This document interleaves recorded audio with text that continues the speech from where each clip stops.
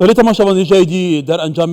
فرمی هین داویه این هالبجارتن جواتن پارێزگەهên عێراقê هاتنە ڕاگەاندن پێنج پارێزگەهان کوردان هەڤریکا bi destxistina کورسیان dikir. Neynawa, Kerkûkê ku herî bi bandor bûn û hevdem Diyale, Salahedîn û li Bexda jî. Mêvaneke mî hêja ye nazim herke û alîkarê mekteba rêxistina parêzgeha Neynawa ya Partiyê Demokrata Kurdistanê Halidûkê gelmê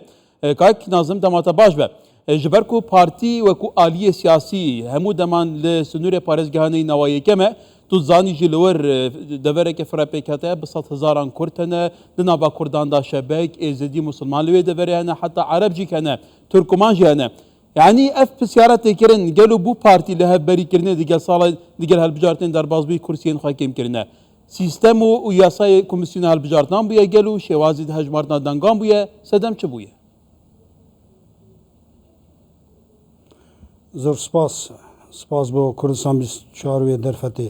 سپاس حقیقەتێکی تەژی ئاماژە پێکرێ یعنی پرۆسەکە نەبدلێمە بی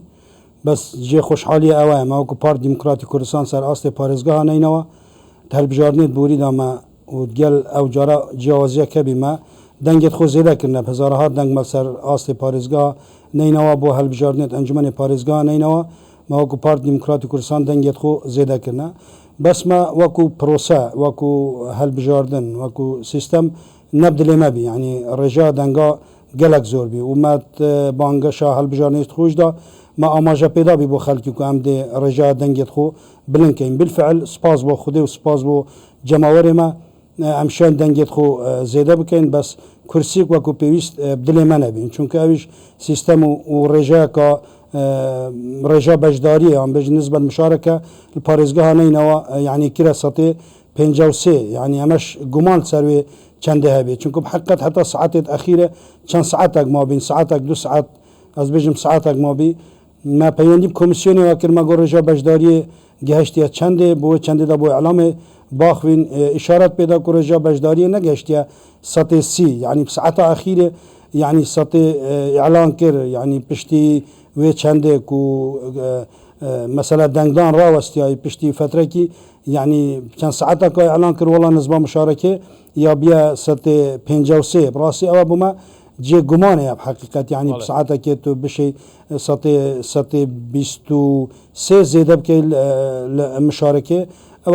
xwe xwe nigme cê gumanê ye birastî yanî nav xastan nav bajêrê Nûsil heta saeta exîrê yanî iqbal geleka kêm bî yanî li astî nebî ku em bêjin ihtimalen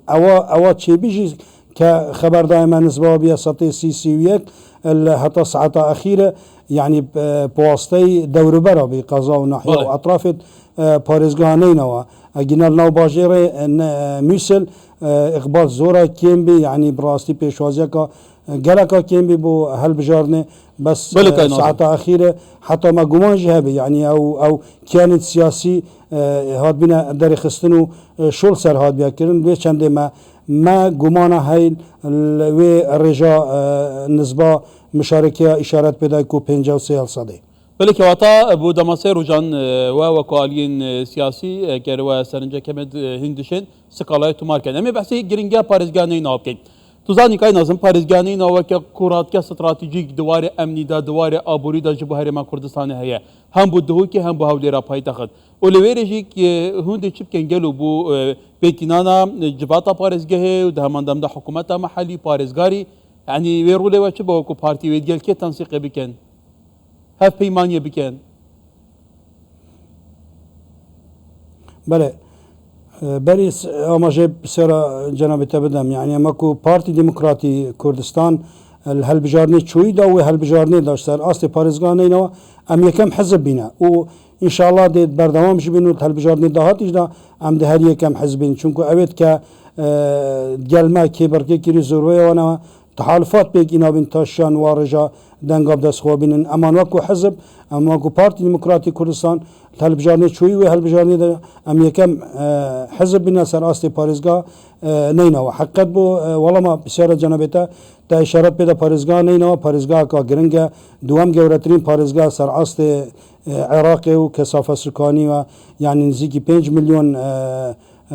kesafa sukanî ve nizîkî 5 milyon e و بوار دیش دا مثلا پارێزگا نینەوە gelek giring et hemî buwara da buwarê emnî buwarê kiştûkalî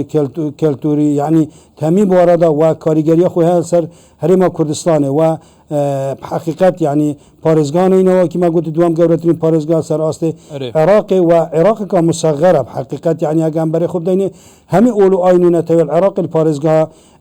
neynewa hene cal ber wê çendê parêzga neynewa parêzgaheka giring e yanî hem bo Herêma Kurdistanê hem bo dereceyek bo Partî Demokratîk Kurdistan و ام گروتینکا باش چینه نو پارێزگا نینەوە و وەکی ما ئیشارەتش پێدا ئەمە و پارتی بیەک لیزدا بەزیبین بۆ چەندێدا ئێستحقاقی خۆی هەڵبژاردنێ بزانین ئەگینا مەسەلا ئەم شیان بەری هەڵبژاردنە تحالفاتە بله کار نازم خو پارتی وەکو پارتیژی وەکو حەزب سەرئاستە عێراقی gelek caran yekeme bu هەڵبژاردن پارلمانê Iraqê bû nimûne li parêzganeynewa jî yêkem bûye di piranî هەڵبژاردنên civatên parêzgan lê em bêjîn gel û şêwazê îdarekirina parêzganeynewa pêkînana hikûmeta mehellî civata parêzgê vê partî beşdariyekê bike û dîtgelkê beşdar be dîtgelkîş alî hevpeymaniyê pêk bîne بله ما گوت بری هەڵبژاردنە ئەم شوێن تحالفاتە چێکەین و پشتی هەڵبژاردنیش ئەم چێن تحالفاتە چێکەین مەلبەرە نۆکە دەستم مە گفتوگووە کردیە بۆ چەندە ئەم تحالفاتە چێکەین بۆ پێکینانە ئیدارە پارێزگەها نینەوە و دەرگەی مەشی واڵایە بۆ هەر لایەنێکی بۆ دانوستاندنێ سەروێ چەندێک و ئەم بشین هاوپشک بن ئیدارەدانە پارێزگا نینەوە و ئەم دێت بەردەوامژی بین بۆ چەندێ و تایبەتی یعنی کەوینە ناو گروتینەکە باش بۆ پێکینانە تحالفا و هاوپەیمانیە ئەم چێکەین پشتی سەرێ ساڵێ لێ چەندە هەرچەندە مە شێوەیەکی نافەرمی دەست دانوستاندنە کریە و پشتی سەرێ ساڵی مباشرەتەن ئەم دەچینە ناو دانوستاندنە بۆ وێ چەندێ ئەم بشین تحالفێ ببەستین بۆ پێکینانە ئیدارە پارێزگا نینەوە چونکە هەر لایەنێکی پێوی بۆ پێکینانە ئیدارە پارێزگێ پێویستی 5 زائیدەن یەک هەیە یعنی چونکە ئەگەر 5 زائیدەن یەک نەبی نەشێت ئیدارە پارێزگێ پێک بینین ئەمە گو پارتی دیموکراتی کوردستانژی ئەم خۆب شەریکێکی ئەساسی دانێن ناو ئیدارەدانە پارێزگەها وە نینەوە هەر دەمینیژی شەریکێکی ئەساسی بۆ چەندێک و ئەو بەرنامە هەڵبژاردنە ما بۆ خەڵکی خۆ پێشکەش کردی وەکو بەرنامەی پارتی دیموکراتی کوردستان بۆ هەڵبژاردنە مەتوێت ئەم سەنگەکە قرس بچینە ناو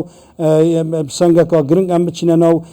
ئیدارەدانە پارێزگانینەوە بۆ چەندێدا ئەم بشین بەرنامەی پارتی دیموکراتی کوردستان پارێزگانینەوە جێبەجێ بکەین و خزمەتە خەڵکی خۆ بکەین بێ جیاوازین هەمین ئۆل و ئاینەتەوە کەل پارێزگانینەوە گوزەرانێتکەن ولی برس نظم هر کی علی کاری برپس مکتب خصنا پارێزگەهانەیەوە یا پارتیا دموکراتە کوردستانی کول دووکێت گەلمە بوو کای نظم ڕۆژێکە خۆش سپاس